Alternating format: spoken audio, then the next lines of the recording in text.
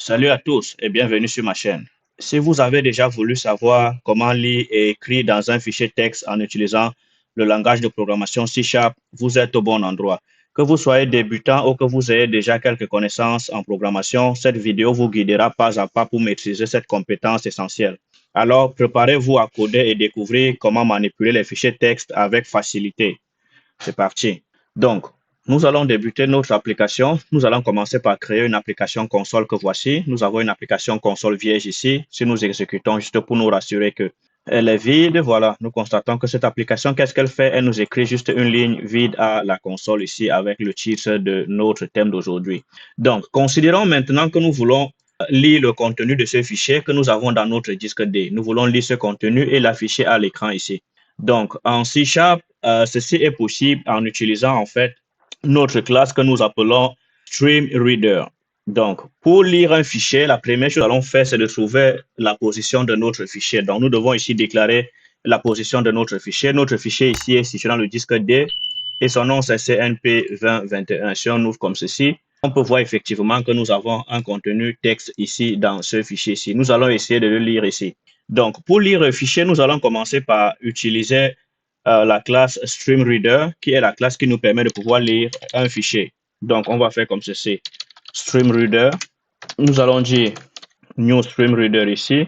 Nous allons mettre ici le répertoire à l'intérieur. Donc, pour permettre en sorte que le StreamReader puisse se fermer automatiquement à la fin de notre travail, nous allons ici utiliser l'expression using, en fait, comme ceci. Donc, le use ici nous permet en fait de pouvoir automatiquement fermer ce StreamReader à la fin de notre opération. Donc, maintenant, ce que nous allons faire, nous allons utiliser l'une des méthodes qui nous permet de pouvoir lire le fichier en entier. Dans la classe StreamReader, nous avons une méthode qui s'appelle read to end. Donc, read to end ici, cette méthode-ci nous permet en fait de lire le contenu d'un fichier complètement. Ça veut dire que ça va lire tout le contenu du fichier et le mettre dans notre résultat ici. Donc, nous allons essayer maintenant de voir si effectivement ceci fonctionne. Donc, on va dire ici console write line et nous allons essayer de mettre notre contenu ici qui est result. Voilà. Ceci doit nous permettre en fait de pouvoir lire le contenu de ce fichier et l'afficher à l'écran. Donc, on va essayer maintenant pour voir si ça fonctionne. Donc là, on va exécuter notre programme ici dans VS Code. Voilà, le résultat est là. On voit bien évidemment que nous avons pu lire le contenu du fichier que nous avons ici à l'écran. Ceci apparaît et ceci apparaît exactement dans notre console ici, comme on peut le voir ici. Voilà, le contenu est là. Donc ça, c'est la première façon. Si nous pouvons lire, comme nous avons dit, nous avons pu lire le contenu ici en entier. Nous avons une autre façon de lire. Nous pouvons également lire le contenu de ce fichier-ci ligne par ligne. La lecture ligne par ligne ici nous permet en fait de pouvoir faire des opérations sur nos lignes. Considérons que nous sommes en train de lire un fichier sur lequel nous voulons faire plusieurs opérations consécutives, mais sur chaque ligne. Dans ce cas-ci, nous allons pouvoir faire une lecture ligne par ligne ici. Nous allons utiliser une autre méthode ici. Nous allons utiliser ligne par ligne. Disons qu'on va faire ça ici. On va maintenant dire ici que nous allons faire, disons, une lecture. Donc, si on veut faire ici une lecture ligne par ligne, qu'est-ce qu'on va faire? On va dire ici var line qui est égal à, donc on va enlever ceci. Donc, on va dire ligne égale StreamReader.readLine. Voilà. Donc, ceci va nous permettre en fait de pouvoir lire la ligne que nous avons. Ça va lire la première ligne que nous avons ici. Mais pour lire tout le contenu de notre fichier, nous avons besoin en fait de faire une itération. L'itération va nous permettre de lire ligne par ligne. Donc, pour ce faire, nous allons ici utiliser une boucle while. While ici va nous permettre de faire quoi? De vérifier à chaque fois que nous utilisons le contenu d'une ligne en disant par exemple ceci, while line. Donc, si la ligne n'est pas égale ici à nul, ça veut dire que nous ne sommes pas encore arrivés à la fin de notre fichier. Nous allons ici écrire console et write line. On va écrire le contenu de la ligne ici. Voilà. Donc, sorry, ça va être line comme ceci. Voilà, on fait ceci. Et ensuite, nous allons répéter notre commande que nous avons ici, qui va être line qui est égal à StreamReader.readLine. Voilà. Donc, si on fait ceci, ce qui va se passer en fait, c'est quoi? C'est que nous allons lire la première ligne ici. Nous allons vérifier si le contenu de la première, de la ligne n'est pas nul. En fait, nous allons afficher la ligne et ensuite nous allons lire la deuxième ligne. Si la ligne n'est pas nulle, on va continuer et ainsi de suite. Donc, on va essayer maintenant d'exécuter ceci. Pour bien voir si ceci fonctionne bien, on va essayer de mettre un breakpoint ici. pour voir comment l'opération va se passer. On va essayer de faire ceci. On va lancer un mode de debug. Donc, l'application se compile. Et voilà, nous sommes là. Nous avons créé notre stream reader ici. Donc, on va aller à la ligne. Donc, on va essayer d'exécuter pas à pas ici. On fait ça. Donc, on regarde la première ligne. Effectivement, on voit bien que la première ligne ici, comme nous avons dans notre fichier ici, c'est catégorie. Donc, on peut voir là que nous avons effectivement catégorie ici. La ligne n'est pas nulle. Donc, qu'est-ce qui va se passer? Nous allons entrer là. Donc, ensuite, on va afficher la première ligne. On peut voir ici en bas, la première ligne est affichée. Et voilà. Donc, là, maintenant, on revient à la deuxième ligne. C'est une ligne qui est vide. Donc, on va continuer. Elle n'est pas nulle, elle est juste vide. Et ainsi de suite. Donc, voilà. Donc, on va faire des opérations comme ça. Jusqu'à la fin, on voit là que nous pouvons ici afficher à la console ligne par ligne. Donc, si nous avons besoin de faire une opération, par exemple, sur chaque ligne ici, il est possible de faire ces opérations sur les lignes. Donc, si on considère que nous voulons, par exemple, ici, transformer les lignes, disons les mettre, par exemple, en upper line, on peut dire ceci. Si on veut, par exemple, transformer toutes les lignes en majuscules, donc on peut faire ceci. Donc, on va exécuter ça. Cette fois-ci, pas besoin d'aller ligne par ligne. On verra qu'effectivement, ça va transformer toutes les lignes que nous avons comme ceci. Voilà. Donc, on peut voir effectivement que l'opération ligne par ligne peut nous permettre de faire des manipulations ligne par ligne. Donc, ça va être la deuxième méthode que nous pouvons lire le fichier ici, ligne par ligne. Nous avons également une autre façon de pouvoir lire le fichier. Cette fois-ci, cette méthode nous permet en fait de ne pas lire ligne par ligne, de lire toutes les lignes, mais en fait de les transformer en liste. Ça revient un peu à quoi si on avait ici, par exemple, donc, considérons que nous voulons créer une liste, en fait, des strings ici. Nous voulons avoir tous ces éléments dans une liste. On va les appeler ici items. Donc là, on va déclarer ça. Ici, on pourra faire quoi? Nous allons pouvoir ici dire, pour chaque élément ici, nous allons dire item. On va add l'élément à la liste ici. Voilà. Donc, si on essaie de mettre un breakpoint ici, nous allons voir que en débuguant, nous allons avoir la liste de nos éléments dans cette liste que nous avons créée ici. Voilà. Donc, on va enlever les breakpoints ici. On n'a plus besoin, en fait. On va faire ça. On va le laisser exécuter jusqu'à la fin. On va regarder dans item ici. Ah oui, sorry. Il faut, disons, nous allons mettre une autre ligne ici. Console readline. Voilà. Ça, on va mettre le breakpoint plutôt ici. On va stopper et nous allons relancer notre application comme ceci.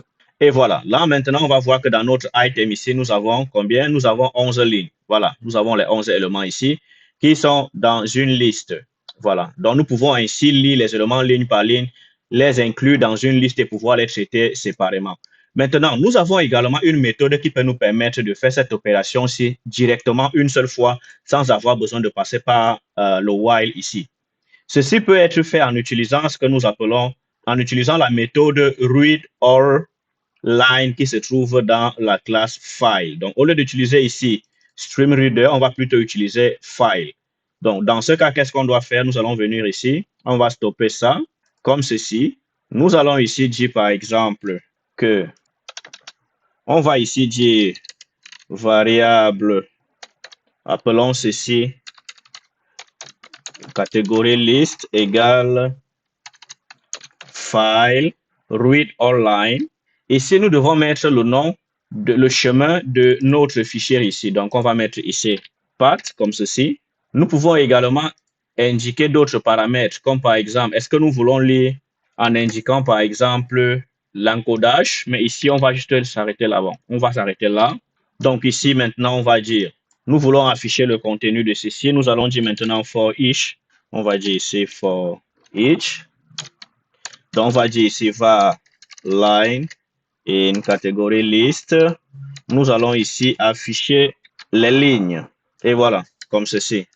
Donc, nous avons ici for each, donc la liste des éléments dans cette ligne-là. Nous allons essayer de mettre ici juste l'exécution. On va exécuter maintenant.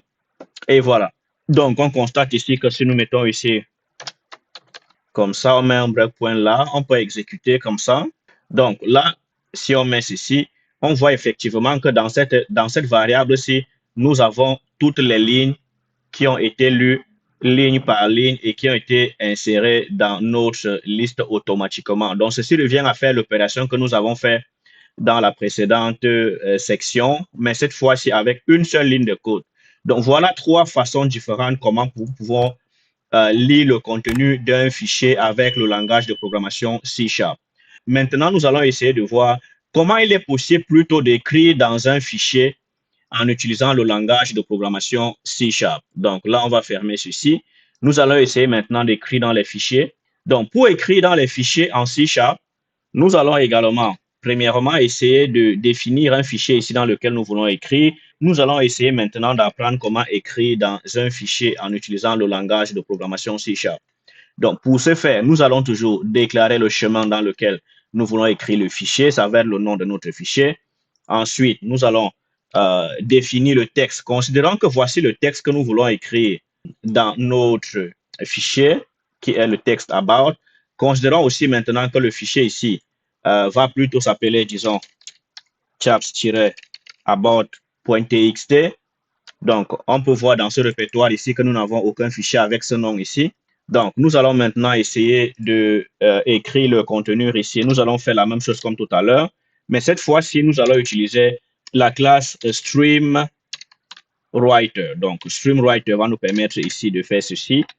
Donc, il va créer une nouvelle instance comme ça. Donc, là, on va créer ceci. Ceci va nous permettre, en fait, de déterminer les éléments. Mais le StreamWriter a besoin de recevoir quelques paramètres. Le premier paramètre, c'est le chemin ici. Paramètre par défaut, c'est le chemin. Donc, nous pouvons également utiliser l'encodage par définition si nous voulons, mais par défaut, si nous n'indiquons pas, ça va être l'encodage, ça va être le encoding, comme ceci, .utf8. Ça, c'est l'encodage par défaut que nous avons ici. Et également, si nous prenons l'encodage, nous devons spécifier est-ce que nous voulons ouvrir ce fichier avec le mode lecture et ou override. Donc, si on met true ici, ça veut dire que nous disons ici que le StreamWriter, si on peut voir ici, le deuxième paramètre s'appelle Append. Append veut dire que nous voulons insérer et ajouter les éléments sans overrider le fichier, sans redéfinir le fichier. Donc, pour cette option, nous allons laisser false ici. Donc, ça veut dire que chaque fois que nous allons appeler la méthode write, ça va réécrire le contenu complètement du fichier à 0. Donc, comme tout à l'heure, nous allons ici ajouter le using qui va nous permettre en fait de pouvoir nettoyer la mémoire à la fin de notre opération. Donc, maintenant, après avoir fait ceci, nous allons maintenant appeler la méthode qui nous permet d'écrire dans notre fichier, qui est la méthode write. Voilà. La méthode write ici va nous permettre d'écrire tout le contenu que nous avons ici.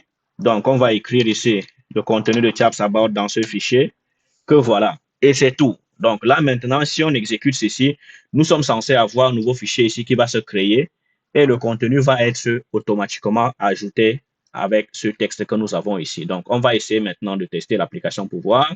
Nous allons ici maintenant lancer l'application tout simplement. On est censé avoir un nouveau fichier qui est créé ici, si tout est bien fait. Et voilà, on peut voir effectivement que maintenant, dans notre disque dur ici, nous avons un nouveau fichier qui a été créé que voici. Donc, si on ouvre ce fichier ici, on voit bien évidemment que ça contient le fichier ici, Chaps Tech Solution, qui est effectivement le contenu que nous avons mis ici, qui nous dit que Chaps Tech est une start-up professionnelle en technologie de l'information qui fournit les services de consultation logicielle. Voilà, donc voilà, nous avons pu écrire ce contenu dans ce fichier tout simplement comme ceci. Très facile à faire, très facile à utiliser. Nous avons cette méthode write qui nous permet ici d'écrire le contenu. Voilà, maintenant, nous allons essayer de voir comment nous pouvons faire autrement. Parfois, nous n'avons pas uniquement un test comme ça, mais nous avons parfois une liste d'éléments que nous voulons insérer dans notre fichier. Donc, cette fois-ci, considérons que nous avons plutôt une liste d'éléments comme ceci, que nous voulons cette fois insérer dans notre StreamWriter. Mais cette fois-ci, nous voulons écrire ces éléments ligne par ligne. Donc, pour ce faire, nous allons ici, disons que nous allons appeler maintenant le fichier ici service. Nous allons cette fois ici faire quoi? Nous allons écrire ligne par ligne ici. Nous allons dire ici for each, par exemple, var service. Donc là, on a la liste des services. On va ici dire que là, nous pouvons ici, cette fois, utiliser la commande write line. Voilà. Donc, c'est dans ce cas-ci maintenant, nous avons write line ici et nous avons service comme ceci. Voilà. Donc, cette fois-ci, nous allons écrire le contenu de ces éléments. Nous allons écrire le contenu de la variable service qui est une liste de strings dans notre fichier stream chaps service qui est ici. Donc, si on regarde ici à gauche, nous n'avons pas de fichier qui s'appelle chaps service. Donc, après l'exécution, nous allons être en mesure de voir ce contenu. Donc, si on fait ça, Et voilà, on voit qu'il y a un nouveau fichier chat service qui a été créé ici. Donc, si on ouvre ceci, effectivement, on voit le contenu. Nous voyons donc que nous avons pu ici écrire toutes les lignes que nous avons dans notre code ici ont été écrites ici dans le même ordre que là. Donc, on voit bien que nous sommes capables d'écrire aussi dans un fichier en utilisant la commande writeLine qui est ligne par ligne. Maintenant, nous avons également une autre option aussi, comme nous l'avons fait tout à l'heure quand nous voulons faire la lecture, qui nous permet d'écrire tout ce bloc de lignes directement une seule fois sans passer par une boucle. Donc, dans ce cas, nous allons utiliser également la fonction qui se trouve dans File. Plutôt, on va utiliser ici Write All Line. Donc, on voit ici que Write All Line ici nous permet d'écrire dans un répertoire qui est le chemin que nous avons choisi ici. Et ensuite, nous devons lui donner la liste des éléments que nous voulons écrire, qui est service ici. Donc là, maintenant, on peut voir que nous allons essayer de mettre un 2 ici pour voir la différence. Si on revient comme ceci, là, on a TAPS, on n'a pas TAPS service 2. Donc, si on exécute de nouveau, qu'est-ce qu'on va voir? Un nouveau fichier est censé être créé dans ce répertoire avec le nom TAPS service 2 avec les mêmes contenus. Donc, le voilà qui s'est créé. Donc, si on ouvre ça, effectivement, voilà. On peut constater qu'également, nous avons trois façons de pouvoir écrire dans un fichier texte en C#. Donc, la première façon, c'était en utilisant stream_write qui nous permettait d'écrire complètement. Ensuite, stream_write_line qui nous permettait d'écrire ligne par ligne. Et maintenant, cette fois-ci, nous avons le file write all line qui nous permet d'écrire dans un chemin spécifique la liste des éléments dont nous voulons écrire dans le fichier. Voilà. Donc, nous pouvons dire qu'en fait, dans cette capsule, nous avons vu toutes les façons, nous avons vu plusieurs façons de pouvoir lire et écrire dans un fichier en utilisant le langage de programmation C#. Donc, merci à vous si vous avez été avec nous jusqu'à la fin de ce module. Donc, nous vous prions également de vous abonner à notre chaîne. Donc, maintenant, il y a une chose ici que nous devons voir, c'est qu'il y a quelque chose que nous n'avons pas validé depuis le départ. Si, par exemple, donc, merci d'avoir été avec nous jusqu'à la fin de cette capsule. Nous espérons que vous avez appris comment lire et écrire dans un fichier texte en utilisant le langage de programmation C# dans Visual Studio ou Visual Studio Code. Abonnez-vous à la chaîne si vous voulez recevoir des notifications pour les prochains contenus intéressants comme ceux-ci. Laissez-nous un commentaire si vous avez des questions par rapport à ce que nous avons présenté ou alors si vous avez des thèmes intéressants également que vous voulez que nous puissions aborder dans les prochaines sessions. Merci.